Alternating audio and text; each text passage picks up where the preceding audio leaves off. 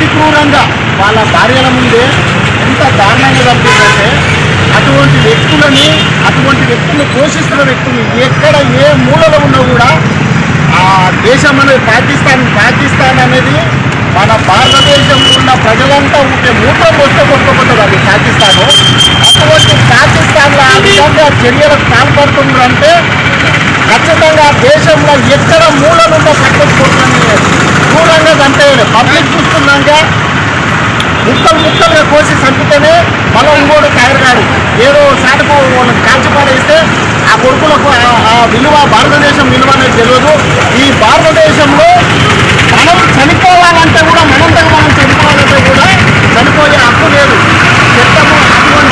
చట్టము మా అంబేద్కర్ ముందుకు వచ్చినారు. అటువంటి మన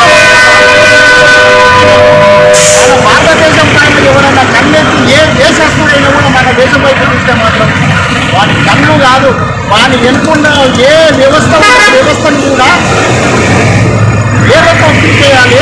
కనుక భారతదేశంలో పుట్టిన ప్రతి పౌరుడు, ఎందుకంటే ఇక్కడ కూడా ముస్లిమ్స్ ఉన్నారు మన ఇండియాలో ముస్లిమ్స్ మన దేశంలో పుట్టిన వాళ్ళు, మన దేశంలో పెరిగిన వాళ్ళు, ఎక్కడ ఎవరన్నా ఒత్తాసు వలికితే మాత్రం వాని పైన ఖచ్చితంగా చర్య తీసుకోవాలి.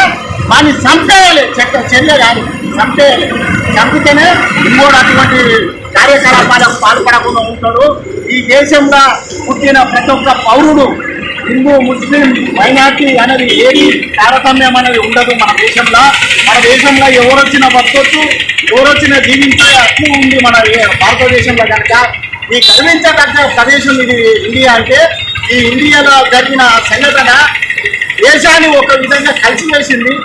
ఇటువంటి చర్యలు మళ్ళా పునరావృతం కాకుండా ఖచ్చితంగా దేశంలో ఉన్న ప్రతి పౌరుడు కూడా వాళ్ళకి చనిపోయిన వారికి అందరికీ కూడా జోహారు తెలియజేస్తూ ఆ యొక్క ఈ విన్నపాన్ని మన దేశ ప్రజలందరూ కూడా గ్రహించి ఎక్కడ కానీ మళ్ళీ ఇటువంటిది రిపీట్ కాకుండా ఎక్కడ కొంచెం ఇంటిమేషన్ వచ్చినా కూడా ఖచ్చితంగా పోలీస్ వ్యవస్థ కానీ ఆర్మీ వ్యవస్థ కానీ ఖచ్చితంగా ఇంటిమేషన్ ఇవ్వాలని.